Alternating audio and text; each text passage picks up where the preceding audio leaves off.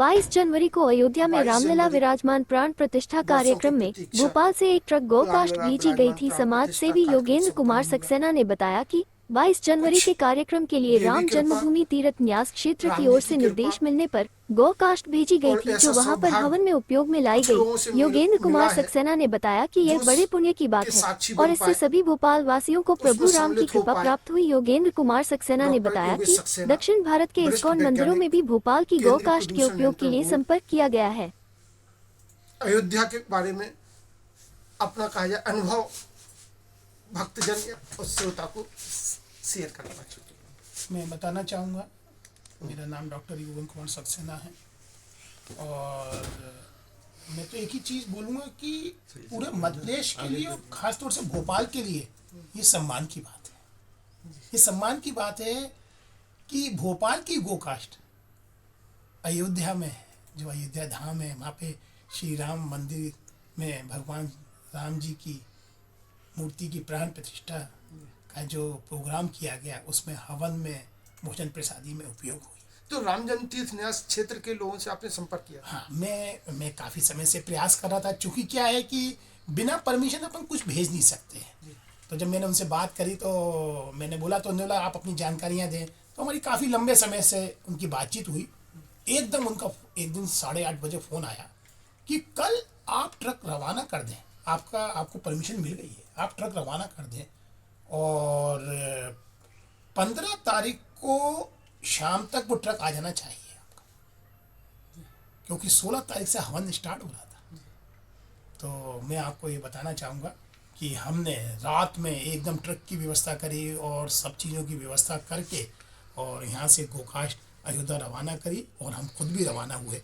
और सबसे बड़ी बात मैं एक चीज़ बताऊँ, जब हम वहाँ पे अपना गोकाष्ठ लेके गए और वहाँ पे उनको हमने पूरा ट्रक के भर के उनको गोकाष्ठ दी है, तो उसके बाद उन्होंने एक चीज़ और बोली कि आप इतनी दूर से आए हैं, तो 7:30 बजे गर्भगृह की एक आरती होती है, जिसमें मतलब जो पूजा प्रतिष्ठान 14 जनवरी से 16 से चालू हो गया जी।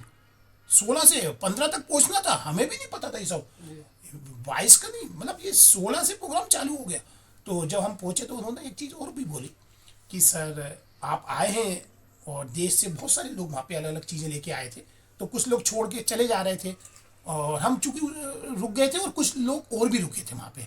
तो उन्होंने उनका एक विशेष पास बनाया जिसमें 25-30 लोग थे, जिन्होंने कि गर्भगृह में नीचे जहाँ पे रामलला की मूर्ति, वहाँ की आरती करने का पास था, तो हमने आरती करी। तो मैं ये बोलूँगा कि ईश्वर ने ही मुझे ऐसी प्रेरणा दी कि क्यों ना ये जो प्राण प्रतिष्ठा समारोह जो 16 से 22 के बीच का है, इसमें यदि हम ये रज उठा लें, आज 500 साल का हमारा इंतजार, तो मेरा तो ये मानना है इस रज को लेके मैं क्यों ना अपने भोपाल वासियों के पास जाऊं।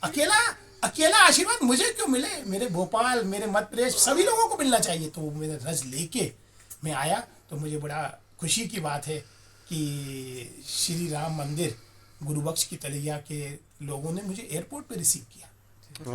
और जब एयरपोर्ट पे उन्होंने रिसीव किया तो फिर उसके बाद जब मैं वो सर पे रख के वो कलश में चला हूँ, आपको मैं एक चीज़ बताऊंगा तो आपको ताज्जुब होगा, ये चीज़ किसी को नहीं पता। जब मैं एयरपोर्ट के बाहर निकला और जो श्री राम के जो नारे लगना चालू हुए, तो लोगों ने भाई क्या है, रोज ऑटो वाले, पुलिस वाले, सारे लोगों ने जूते उतार के मतलब पेड़ छुए। और दूसरी बात, जब हमने काफ़ी देर तक खड़े रहे, उसके बाद पब्लिक आ गई वहाँ पे, और फिर हम जब वहाँ से निकलने लगे तो जो बैरिकेड्स वाले होते हैं, बात 25-30 रुपए की नहीं है, हम तो देने को तैयार थे। बोला साहब हम नहीं लेंगे, हाथ जोड़ के माफ करना, हमें बस एक हमें इनका पेड़ छू लें।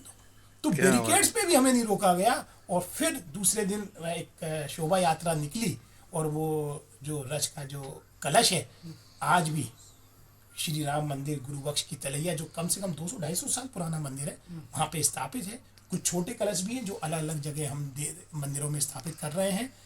और मेरी 2 बच्चियां हैं, तो 2 कलश मैंने अपने घर पे भी रखे हैं, तो कि अगर मैं चला भी गया तो एक बच्ची को एक और दूसरी बच्ची को, ये इतिहास है, ये इतिहास दोहराया नहीं जाएगा। और जो लोग चाहें, हाँ, जो अगर जब राम जी का बुलावा होगा, हाँ, रथ के हाथ लगाने का अवसर मिले, हाँ, अभी गुरुबख्श की तलैया राम मंदिर पर उस रथ को स्पर्श कर सकते हैं। बिल्कुल कर सकते हैं, रखी हुई है। और भोपाल और मध्य प्रदेश के लिए ये सम्मान की बात है।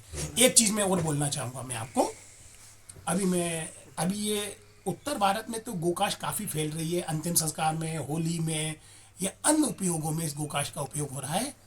अभी मैं हैदराबाद होके आया हूँ, तो जो एस्कॉन का जो मंदिर है श्री कृष्ण जी का, उनके साथ मैंने मिलके एक मीटिंग करी है। उन्होंने बाकायदा हम लोग मेरा एक इंटरव्यू भी लिया है।